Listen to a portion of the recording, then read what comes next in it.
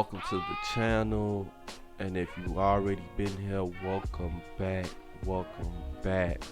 And on today's episode of What Am I Watching, we are talking about Hail. Now, with this movie here, I came in with my expectations on the floor. And just because they wrote the movie a certain way, it shot through the roof my expectations. So that is why I'm putting this movie in the green. This movie is a watch. It's at least a one-time watch. If you like thrillers, you should go ahead and check this out. Now, a few things I am going to talk about before we get into any of the spoilers of the movie. It is a slow burner, so don't think you're going to come in and right away it's just going to be a bunch of crazy stuff. It's very slow to pick up, but after you watch it the first time, you understand why the movie starts off as slow as it does, because it's not a very long movie to watch either, so they kind of have to fit everything into like an hour and 20 minutes, because the movie is like an hour and 30 minutes, I do believe, and the credits is like 5 minutes. So they tried to fit as much as they could into like an hour, essentially. So the pace picks up pretty fast. And the thing that really made me go, oh, I like this movie, was the way that they wrote the wife. Because they wrote the wife with common sense. That is something I do not see in movies. I feel like they write dumb characters because they get lazy with writing smart killers or whatever, or villains. Because I have seen people, write main characters with common sense, and then they wrote an even better villain. And see, with this movie, they didn't write an even better villain. What they did was they took what they had and they made it work. So they took the wife and they made her with common sense, but they didn't make her too smart where it's like, come on now, you should have been able to do this and do that. But she did use her context clues, her real life context clues in this movie. So when stuff was going left, she was paying attention to it. So whenever something didn't seem right, whenever something was seeming off, she paid attention to it and she made a mental note. So when stuff went on later on down the line in the movie, she was picking up on it. So it wasn't like one of those movies where like she'd just find it on accident. Like she'd be running and then she'd fall and trip and find something on accident. No, like she was paying attention to her surroundings as the movie was progressing in the beginning.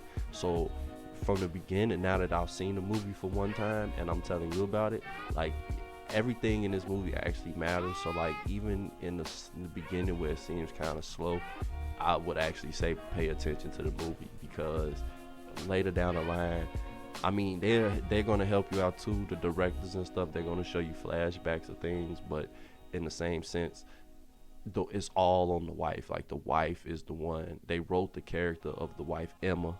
That's her name in the movie, Emma, and the husband's name is Henry.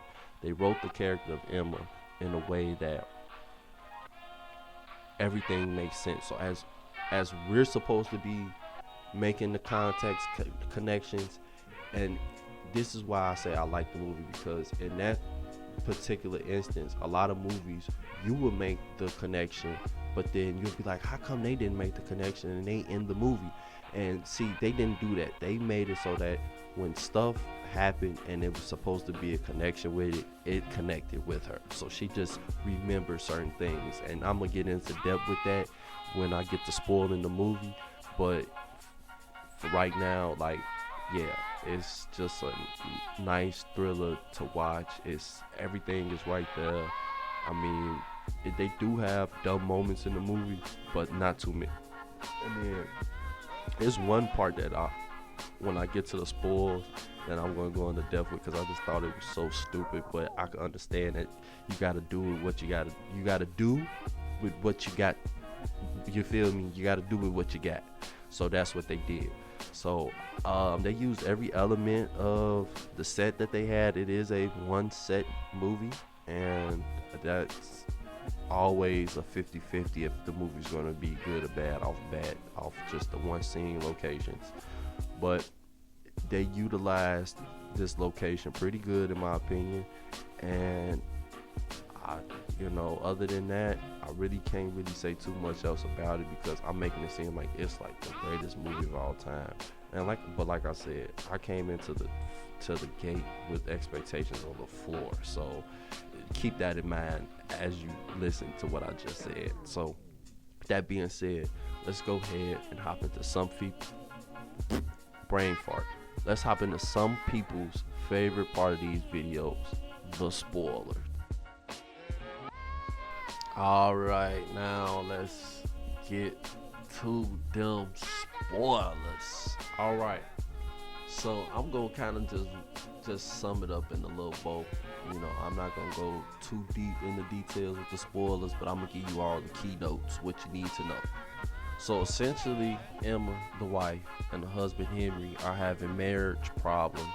For whatever reason, we don't know. They don't go into detail. All we know is, and I'm just gonna say this now, they have a son who was getting married, and that only comes up one time, and she's having an affair with a guy named Kevin.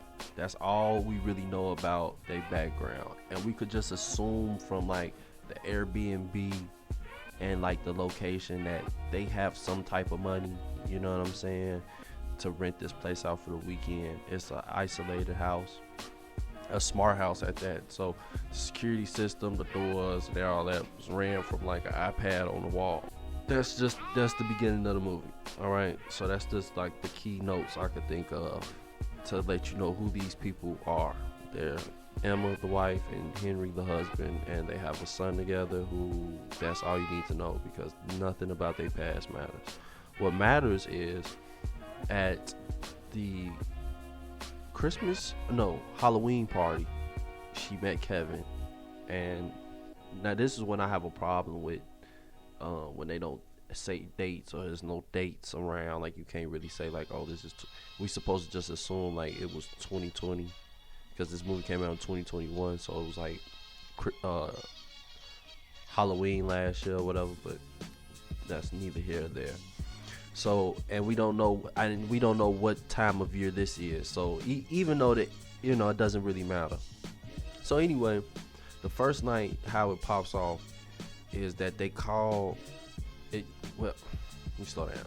When they walk in the house, it's a rotary phone, an old school black rotary phone sitting on the table, and the wife notices it.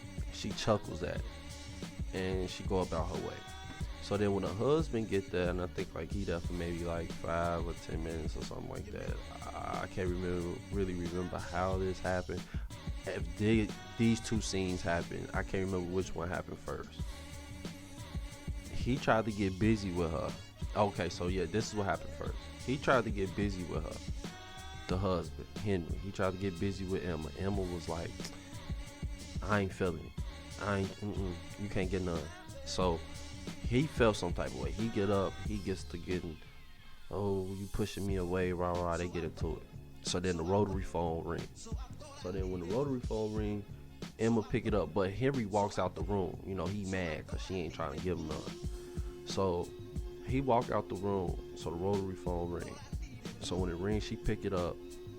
On the phone, it's the man said obey. And then the TV flicked to a bunch of cameras around the house. Now and then the security system flicked, so now it locked, and then it shut down the house. All the shutters, the blinds and stuff closed, and the doors was locked, so they couldn't get out the house, essentially. So, neat little tidbit: the Uber driver that dropped the wife off was real aggressive and demanded she tip him, and she tipped him. And paused. I don't know why that sounds like a pause moment, but pause. That's no Diddy. Anyway, so after, he kind of robbed her essentially for an extra few dollars on the Uber ride. He comes back to apologize, and when he comes back to apologize, the guy from the Eden group essentially beat the guy almost to death and crashed. And like made it look like a car accident. Essentially, he took the guy's body, put him back in the car, drove him into a tree. mention that why I say that in a minute. So essentially, the first night after the show come on, with the phone ring, the wife picking it up and all of this, it's a tablet. A tablet just show up on the table. And see, the wife was peeping things off bat. Like, she was noticing little things that was just changing before this happened. But now, like, when stuff would flick, she would notice. So, she noticed that the iPad was on the table. The husband went directly to the iPad. He picked the iPad up, and he says no Wi-Fi. So, they trying to figure out how they could maneuver without being seen by the cameras. But then he opened up the file that's on the computer screen, on the tablet, and guess what? It's basically just a bunch of folders of her cheating. So then that's when you get the inkling that the husband got something going on. So you go through the whole movie thinking like the husband is playing dumb, but you thinking he playing dumb because he's doing all of this stuff. Because you really don't. A lot of the stuff that go on is rather he get knocked out for or he off screen for. So you'll really get the feeling like, is he doing this stuff or what? But then like, it's when they differentiate, once you see that it's another person, then you be like, oh, okay, so what's going on? So then you think he just hired somebody, which he essentially did. But it wasn't just like he hired one person. It's a group called the Eden Group that does this for, I guess, wealthy men. They make their wives subservient, and they basically essentially torture these women for maybe a weekend or something like that to make them obey them. So they make them live life like the 1950s. So yeah, that's crazy work, right? So they up there putting shock collars essentially on these women, but it's like an injection, like a shock chip. They put it in these women's neck, and that's how they get to control them. Like, they'll tell them to do something, and if they wouldn't do it, they would shock them. So they will put one in the husband too, but you learn at the end of the movie that they don't have it up as high as the wife. So boom, now we finna wrap it up. So the wife figures out, so then a bunch of stuff start going on. They going through all this stuff, and you starting to get this real inkling that the husband is behind all this. And then you see the little guy with the black mask that's on the cover art. He comes around, and then he's trying to be a bad guy, and he's on the screen for like not too long, because he comes in at the end. The wife killed him. She found his little secret observatory. Yeah, I had it right the first time. His little secret observatory. It was in the back. It's got all these little monitors. He's just watching them like some creep. You know what I mean? And whenever she don't do something, she shock him. And then he comes and does whatever he's supposed to do. I don't really know. I guess he restocks the refrigerator, stuff like that. I don't know, because it's like the husband is really in control of everything. It's just he just sets things up. Oh, you know what? I'll take that back, because who would have got Kevin, right? So of course that's what they do for. They do stuff like that and whatever. And I guess, yeah, okay. Well, it makes sense. But anyway, so yeah, so this group would have these women rather tortured and blackmailed. So they would torture these women by shocking them when they don't do something the husband tells them to do, and then they will also blackmail them, I'm assuming, because they made Emma kill Kevin, her affair partner. So they made her kill him on camera, and he had that on the USB drive. Now you see that at the end of the movie. Now Emma figures all this stuff out, so she's trying to play her role. So she could get out of there and probably snitch on the husband, or probably get him in a vulnerable position to take him out. So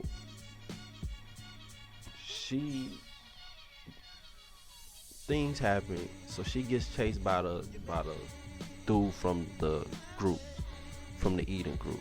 They running around. She getting chased by him, and They in this big old field. I don't know what this is that they growing, but they in this field. I don't know what this is, what plants these are, but they in this field and they running, and she hit him with the little spin fake, boom, boom, boom. She running around, and she remember the spot with the shovel and the blood, because that's the scene from in the movie. I told y'all I'm not gonna go into details, but she remembered that was there, so she ran, grabbed the shovel, hid from dude. She set him up on some Roger Rabbit, who got the gun type stuff.